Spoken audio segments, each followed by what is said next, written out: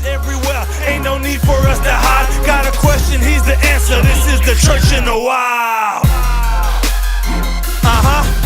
We here, we here, we here, we here. No prep. Here we go. Here we go. Where we at? Y'all ready? Alright, we good. What up, what up, what up, Corey Paul, Frontline, Church in the Wild. We at Flavor Fest 2012, and it's just the second day. I'm here with the homie from Breathe Life. Can you do a brief introduction? What's up, y'all? Kindred with Breathe Life. Did I interrupt you? I didn't mean No, it's you. I get the spotlight. Hey, man, I'm from California, man. I'm so glad to be here. I don't even know how to act. They've been like, hey, man, you need to calm down, brother. We need you to, man. I'm glad to be standing here with my homie. I met Corey Paul, right? He's like, hey, man, Kindred, Breathe Life Radio. I was like, hey, Corey Paul. I was like, yo, Corey. So, it was live, man. We've been chopping it up for a while, so no doubt. It's beautiful to have him on Church in the Wild. So the question I'm gonna ask is, do you believe that guilt is one of the things that holds a person back the most? My answer would have been yes, and then when you say the word most, I know that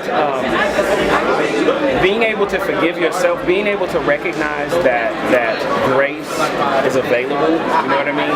There's a I guess a balance, if you will.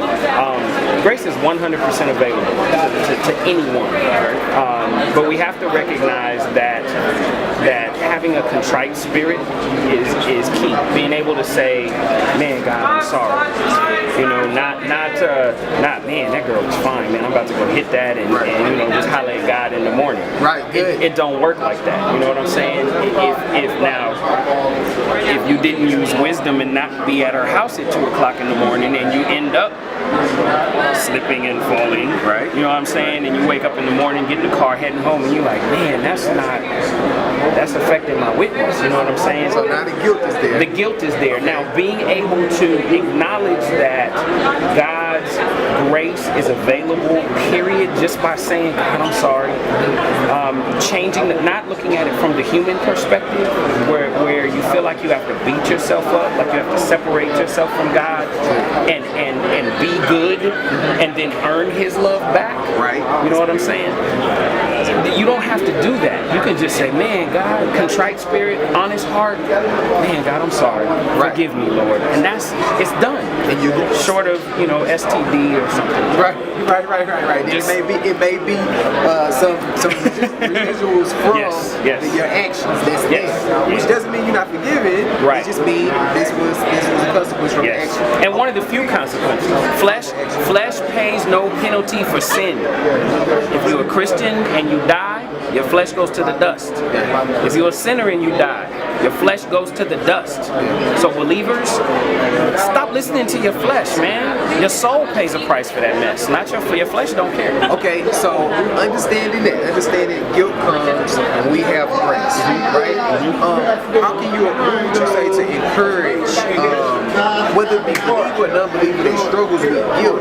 So I understand your perspective, but what would you say, because they're going to watch this, and they hear what you're saying in general, but what would you say to them exactly about taking that first step towards getting past it? That's an awesome question.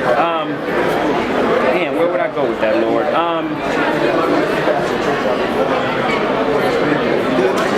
Man, no, that's an awesome. Like, how would I encourage somebody?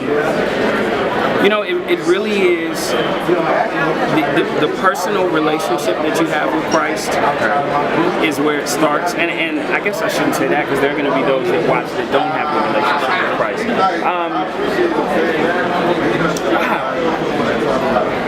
Well, okay. No, I like it. Well, to put that in perspective, then, right? Let's go this way, right?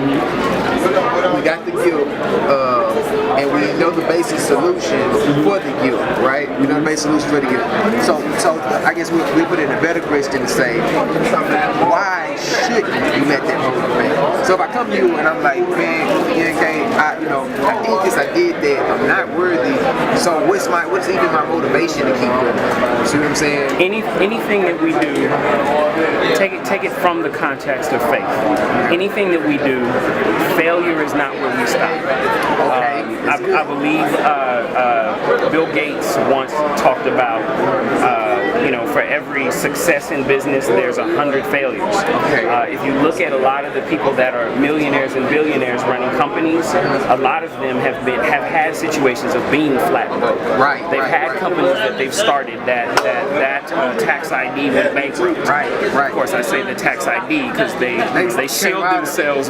They come out of it and continue forward. It has to be that same perspective for the one thing that is more valuable than all that.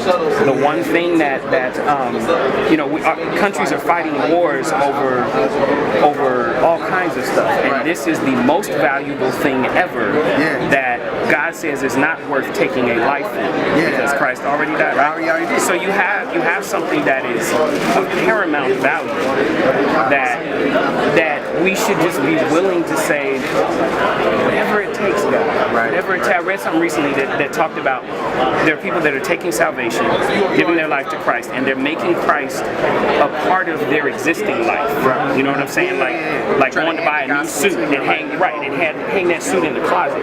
When in fact it's not Christ adopting to us. We're supposed to get saved, accept Christ, and adopt to Him.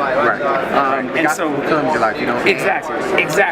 And so when we have that perspective, that's why I was kind of pausing for a minute, because I have to go. What my perspective is, who I am in Christ is how I function. So if I make a mistake, I recognize how He sees me and what His Word says.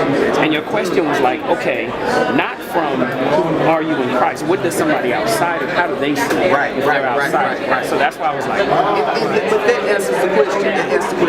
You have guilt, you have grace. I don't feel that. I still feel good. I hear what you're saying, but I still feel guilty. What you're saying, that failure does not define you. Absolutely. There it is. Yeah, that's definitely a good one. Flavor Fest, Breathe Life Radio. This is the. I want y'all to know this was the first.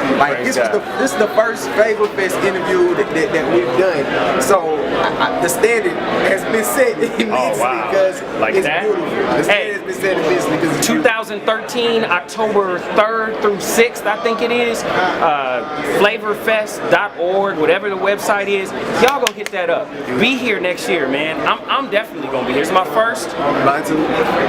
This is it. This is it. Every year, man. Right here. Flavor Fest, Church of the Wild. Let's do it.